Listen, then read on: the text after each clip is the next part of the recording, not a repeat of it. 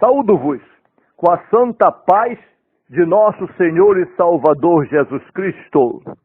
Lições da Bíblia com o pastor Sócrates Penaforte Fadu.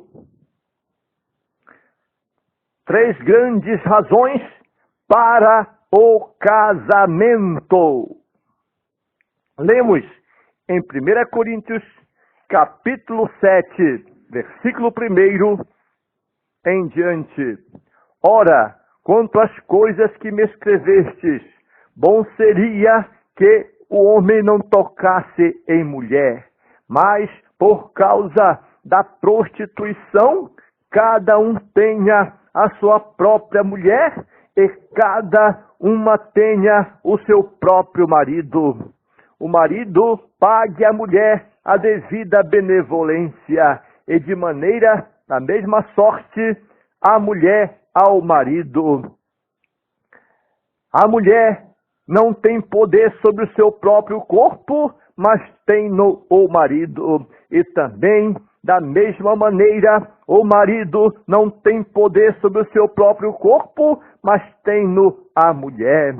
Não vos defraudeis um ao outro, a não senão por consentimento mútuo, por algum tempo, para vos aplicardes à oração, e depois ajuntai-vos outra vez, para que Satanás não vos tente pela vossa incontinência. Digo, porém, isso como por permissão e não por mandamento, porque quereria que todos os homens fossem como eu mesmo, mas cada um tem de Deus o seu próprio dom, um de uma maneira e outro de outra. Digo, porém, aos solteiros e às viúvas que lhes é bom se ficassem como eu, mas se não podem conter-se, case-se, porque é melhor casar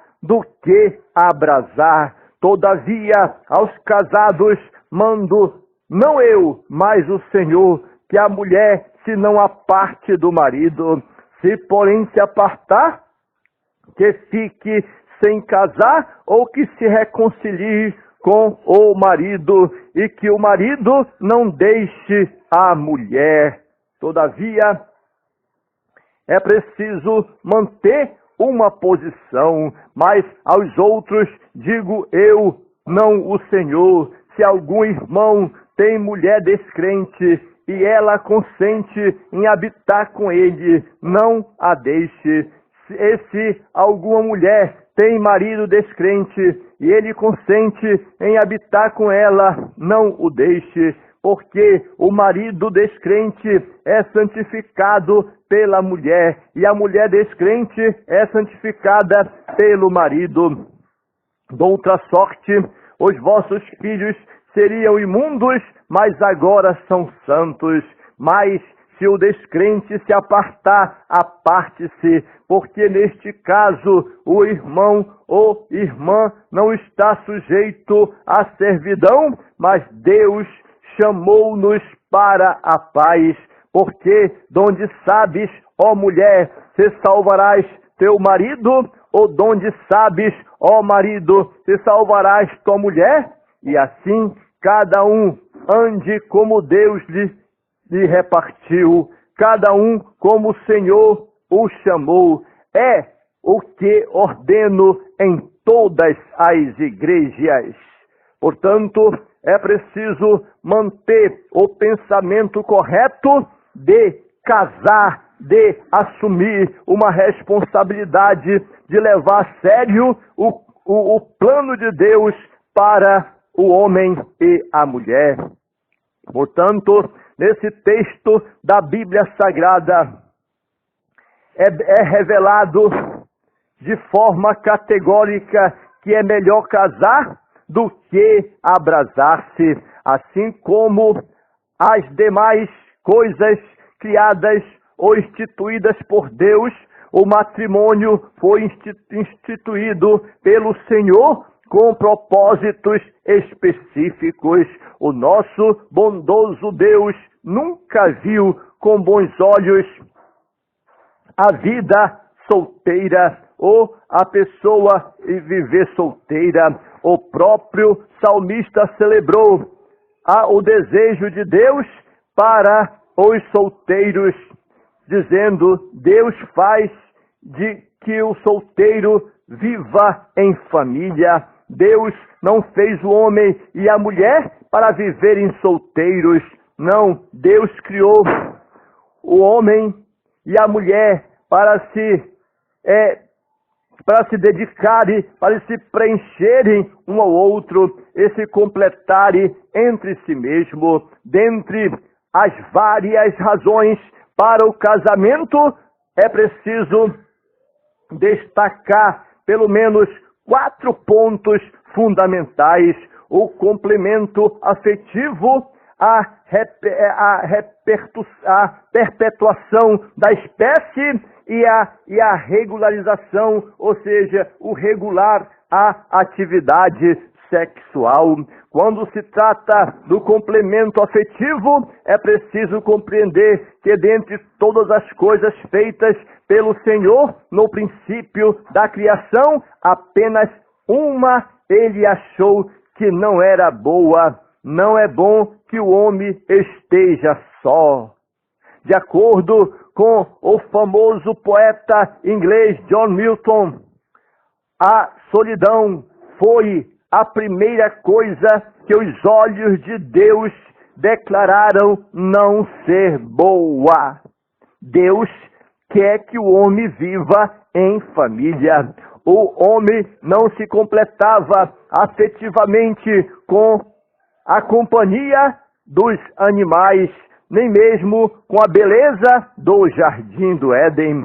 Evidentemente, Deus poderia ter feito outro homem como irmão, amigo e companheiro de Adão, mas não o fez. Em lugar disto, Deus fez uma mulher e a deu como esposa e companheira ao homem. Porque não era bom que o homem vivesse só, ele precisava viver em família, onde houvesse a perpetuação da espécie. Salomão afirma: melhor é serem 2 do que 1, porque tem melhor paga do seu trabalho. E ainda acrescenta em Eclesiastes capítulo 4, versículo 11, o sábio rei de Israel ainda escreve dizendo: também se 2 dormirem juntos, eles se aquentarão, mas um só, como se aquentará? É preciso, na paga é porque o salário é o dobro, e no inverno ou no frio é porque haverá como um aquecer ao outro. A perpetuação da espécie. Havendo Deus formado a mulher, entregou ao homem e abençoou a ambos, ele disse: frutificai-vos, multiplicai-vos e enchei a terra e sujeitai-a. Portanto, no texto das Escrituras, o ato de procriar é muito mais importante do que o mero relacionamento entre o homem e a mulher por meio do contato sexual. É também a consequência espontânea do amor existente entre um homem e uma mulher, legitimamente fazendo com que os casados vivam uma vida entre marido e mulher. Por isso, todos os filhos que, porventura, nasçam de um casamento devem ser aceitos e amados como a soma do querer do casal e do plano divino na vida deles. O salmista disse: eis que os filhos são herança do Senhor e o fruto do ventre, o seu galardão.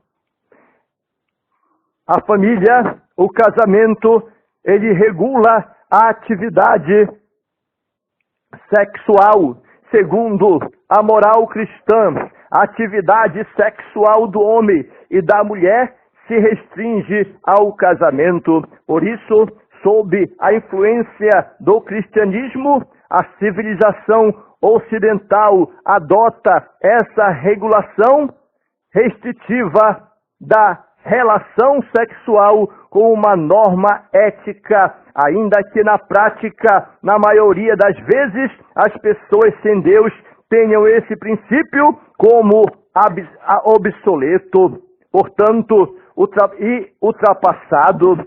É por isso que o matrimônio serve para evitar que os desejos se convertam em concupiscências ou pecado. Em Provérbios capítulo 5 e versículo 18, a Bíblia incentiva a intimidade entre o casal, dizendo: seja bendito o teu manancial e alegra-te com a mulher da tua mocidade. A mulher da mocidade é a mulher com quem o homem se casou, segundo Howard, e o sexo envolve toda a personalidade. Usar mal o sexo é abusar de si mesmo, tanto quanto o parceiro. Portanto, o sexo deve ser feito de forma espontânea e com alegria entre o casal e não por obrigação. Na verdade, é preciso haver amor, carinho e relacionamento, entendimento e amizade entre o casal para que cheguem a esta conclusão do ato sexual.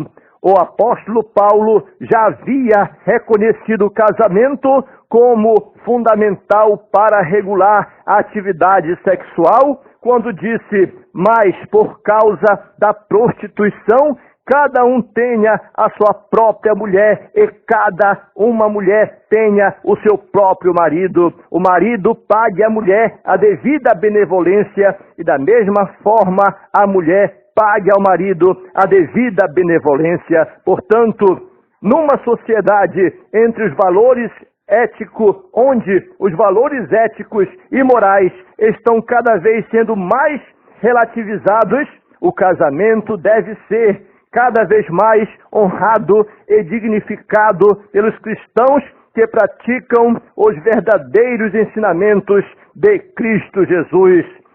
Venerado seja entre todos o matrimônio e o leito sem mácula, porém, aos que se dão à prostituição e ao adultério, Deus os julgará. Hebreus capítulo 13 e versículo 4. Portanto, é fundamental que haja felicidade, que haja correspondência, que haja casamento no meio do povo de Deus.